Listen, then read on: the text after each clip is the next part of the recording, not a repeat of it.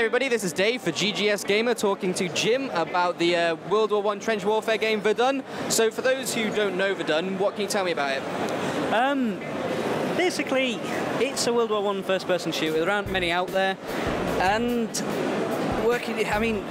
it's generally based around Verdun, hence the name, with various nations of the Entente and the Central Powers. So we've just recently added the British troops, but for the past year or so, we've had the French and German squads in game, and it's multiplayer only and Steam Early Access, and quite a lot of fun. It's great working on the game, but it's also nice to just get a bit of stress knocked out on the game as well.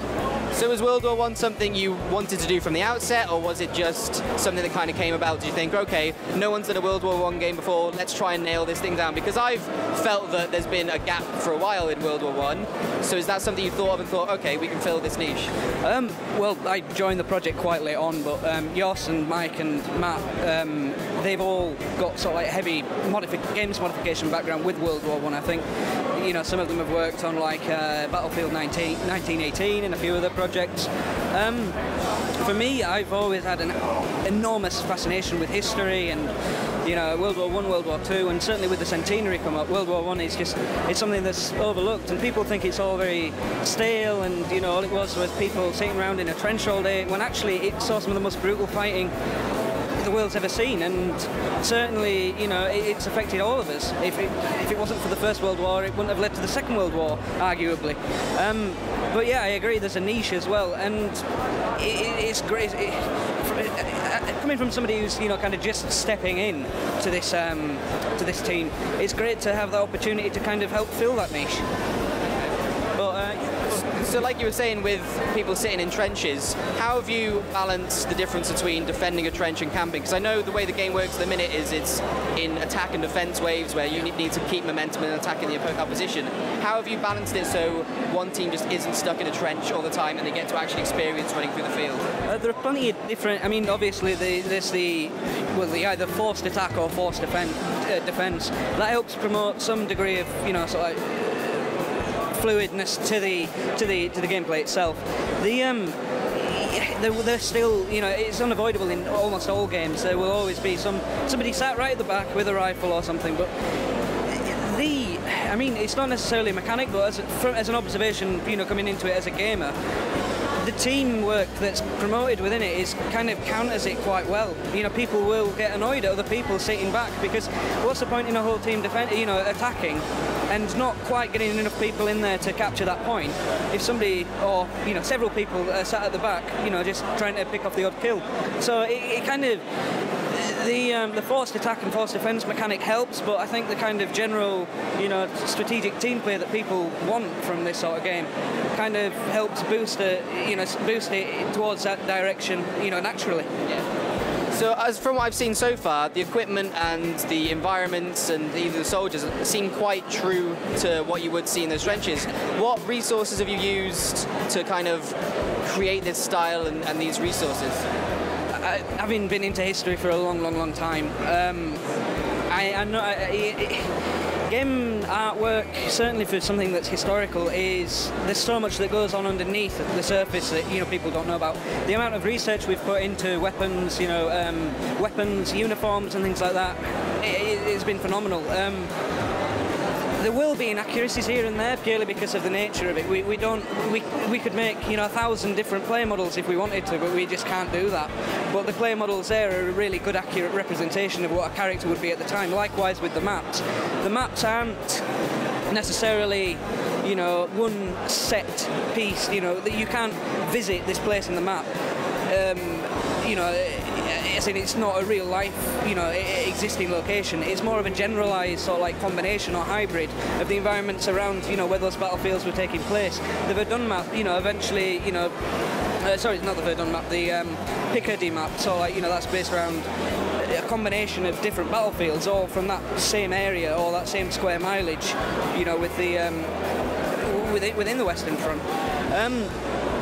There is, with it being a game, there are, you know, from an arts point of view, there are certain, you know, kind of sacrifices that have to be made to ensure that it's achievable. But this, you know, the sacrifices that have been made aren't too noticeable, and I mean, the amount of research and energy that I've put into like the character models have been interesting as well. The player caps, for example, the British player caps have a West Yorkshire badge on, which was, being from the north, my own little personal touch, which, you know, not many people will have noticed by now. Same with the Canadians, they'll have the maple badge on top, and, you know, it's that little tiny bit of detail that maybe one person out of 1,000 will notice, but it's there. That's the drive for me. The others, their drive is, you know, to make an absolutely phenomenal game, and I mean, I've enjoyed it so far, so we'll see how it goes. So it's obviously something you're passionate about, and you've added that passion to the attention to detail of the game. Yeah. Okay, brilliant. So just finally, you've created a new build that's just come out, I think it was last week. What can you tell me about the new build, and is there anything you can tell me about what could be in the next build? Well, this build's being launched regularly, so there will always be a build with fixes or, you know, or bugs or, you know, a little bit of nerfing here and there. It's all balancing stuff out. The last build that's come out, we've seen a new map, Artois, which is based on, you know, some of the heavier fighting in 1916, 1917. Absolutely brutal, barbed wire everywhere, but a lot of cover. So it's more like a rat run than an actual, you know, sort of like trench line. The latest build as well has seen the inclusion of the British and the Canadians, which has been cried out for a long while. The British, you know, obviously being British, I've really, you know, wanted to see in game, and I hope I've done them justice.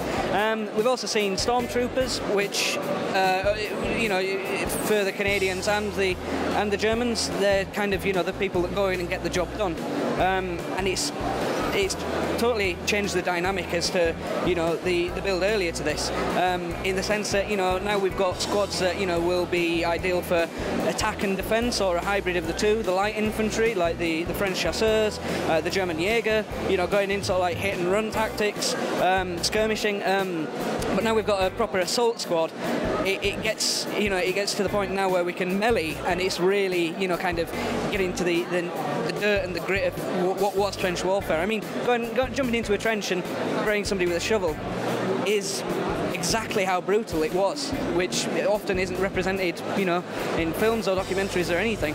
So yeah, that's the latest build. Stuff in the future, because I'm not allowed, well, I don't know what I'm allowed to say. I'm not going to say anything, but there are things in the work. I've been, you know, we've been incredibly busy, you know, so like sorting out some new features to come out.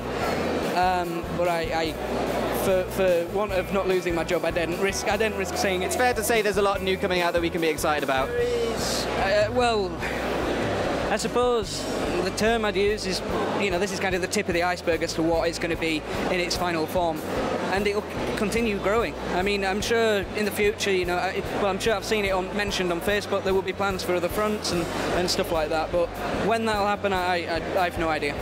But I know that it's continually expanding. There'll be more maps, more nations, more everything.